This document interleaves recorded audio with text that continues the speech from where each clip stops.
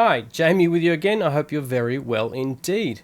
Music mastering, is it relevant today in this digital world now that we've got these tiny little Bluetooth speakers?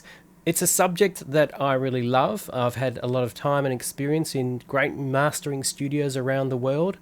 As a musician, producer, singer-songwriter and former, or I guess really still an owner of a record label, Bent Records, I've had some great experiences in mastering. I'd like to talk about those and maybe some of the differences now with digital mastering and plugins and all the different things available to you. But look, is it relevant? I think firstly, absolutely it's relevant today, more so that these little Bluetooth speakers are getting better and better. I can think of the JBL Flip series, for example, some of the Bose speakers. They have fantastic sound quality in a tiny micro size.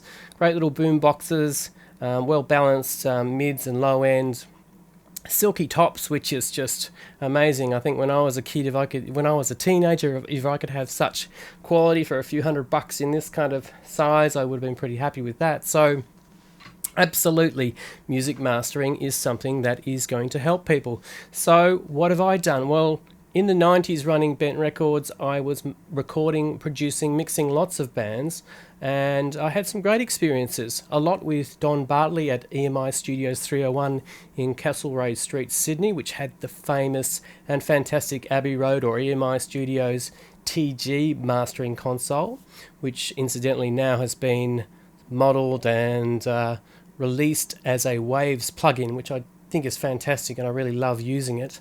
But I had lots of hands-on experience with this box and working with Don Bartley, who's a wonderful gentleman, kind soul and very creative and clever musician himself in his own way. Another fortunate experience for me in the early 90s was visiting Masterdisc in New York to see the wonderful Bob Ludwig, who was a bit of a big gentle giant, a bit of a lovely warm colourful bear character in a way, and I had some difficulties with the production. We had an album that was produced by Kevin Caveman Shirley, who was a bit reckless and a bit fun in the studio, and there was some nasty toms and some things that I didn't like that were a bit imbalanced. And one of the great things I learned from Bob Ludwig was that while valve tube compressors and some nice analog EQ can certainly warm things up, volume is one of the greatest tools, or volume, as my good friend Richard Stoles, another Melbourne producer, says, volume is the greatest EQ. So ducking a little bit here and there and doing some manual fader rides, Bob Ludwig was a bit of a king at that. But music mastering is a subject that I certainly love, and should you be able to be doing this yourself, or can you do it yourself these days? Can you do mastering at home? Well, I'd like to suggest that perhaps you can, although you're going to do a much better job if you've got practical experience working with some really top engineers with great experience.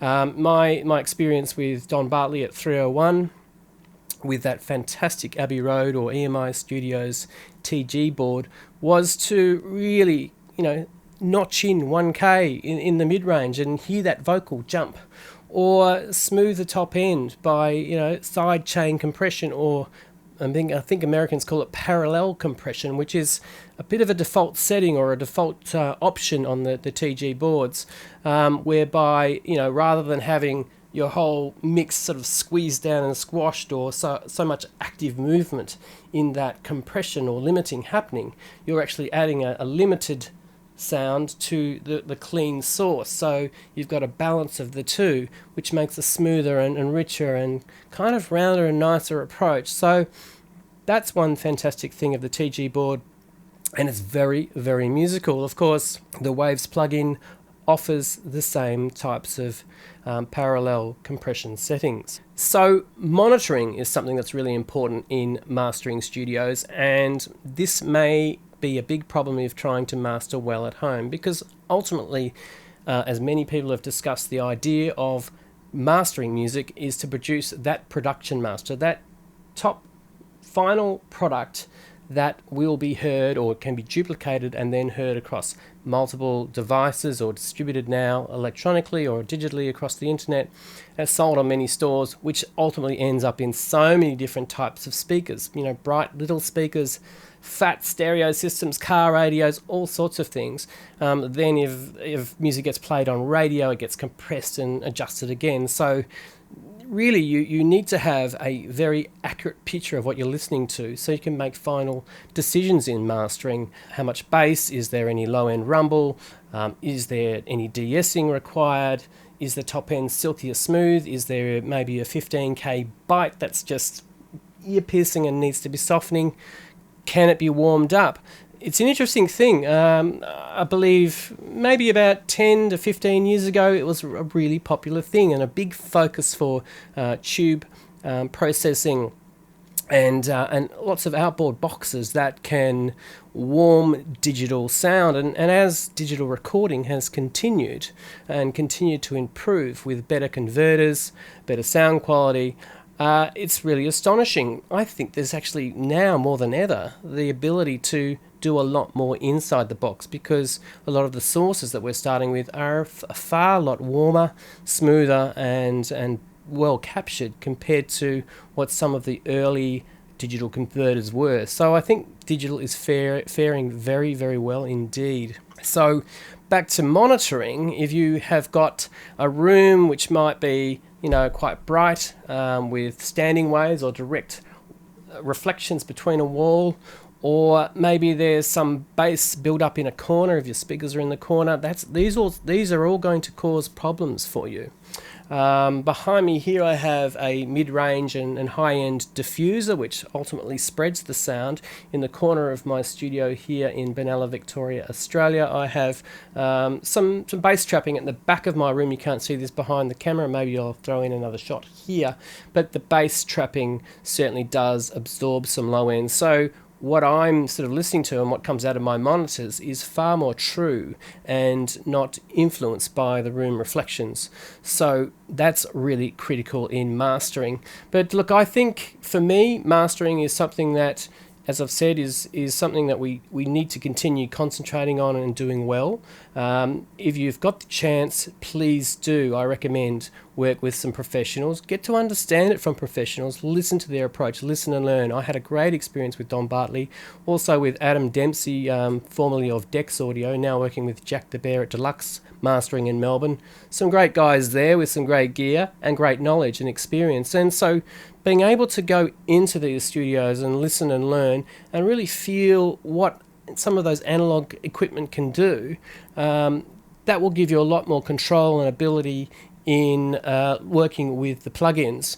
Now, for some reason, I'm guessing that this might be number one little video on mastering because, well, I'd like to talk about the TG and how I've been using and doing some remastering of some of the Bench Records back catalogue. So this is number one video on mastering. I might do a series or a number of different stories on this because it's an interesting subject and it's quite wide and there's a lot to talk about in it. But it's just popped into my mind this week. I'm passionate about mastering. Oh, and of course the other thing is I've been doing some classical music mastering with a fantastic Australian pianist and orchestral writer. So that has been an interesting process because there's been some denoising and taking some audio from different tape sources and finishing the product with some convolution reverb and really adding some gloss and shine. So that's ultimately what mastering's all about as well, is getting some fantastic finished products. And thanks to Don Bartley now, who's obviously at Benchmark Mastering in the Blue Mountains in just out of Sydney. Don, I remember working on my Mountain Song album and adding a little bit of denoising and just rolling off some of the noise from the old Rode microphone I was using, and I think I had some mic pre's which were not so clean. So living, learning, getting involved with other people is a great thing to do. Certainly don't expect you can do mastering all in the box yourself without the knowledge. Knowledge is key. Sharing and learning from people is key. and hopefully I can show you some stuff in the future in terms of what knowledge I may have. Of course, we're all human. Not everybody is an expert. I'm certainly not, but I like to share things, and thanks for joining me today for number one, mastering number one. It's a huge subject, fantastic subject, and I advise you, look around on YouTube and find some of these fantastic engineers, Bob Ludwig, Don Bartley, many, many more. Have a listen to some great approaches. So please do subscribe, hit the little bell, and I will see you again. Thanks for joining me, and have a great one.